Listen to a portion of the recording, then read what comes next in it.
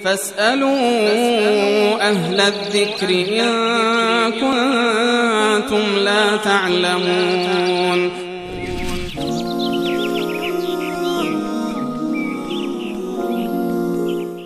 بیننده دیگه ما از مریوان سوال کردن که گرفتن پول در مقابل تدریس قرآن چه حکم دارد؟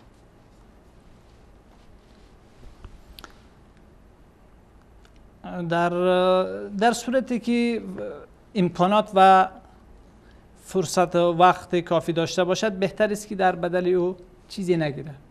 اما در صورتی که مردم نیازمند هستند و لازمی یکی باید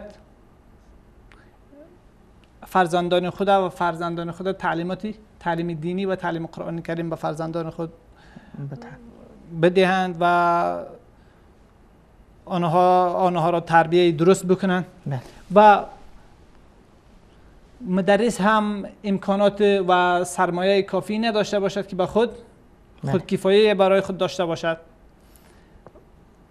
از نگاهش میتواند که در اینجا و بلکه بهتر است که برای او چیزی تخصیص داده شود تا که زندگی عزتمندانه و آبرومندانه برای خود داشته باشه و پیدا بکنه. قسمی که پیامبر اکرم صلی الله علیه و سلم در موارد شبیه به این و از بعضی صحابه کرام آمده، هم امتناع آمده که او موضوع اولویت هست و بهتر همین است که چیزی نگیرد و اگر بنابر یعنی مجبوریت و ای که حتما اگر این کار نشد چیزی برای مدرس قرآن کریم پرداخته نشد نمیتواند که به فرزندان ما و به نسل‌های ما چیزی بیاموزاند.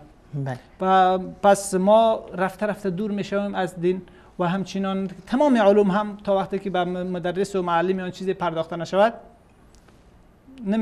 امکان ندارد که او برای مراحل بعدی خود موجودیت خود را حفظ کند.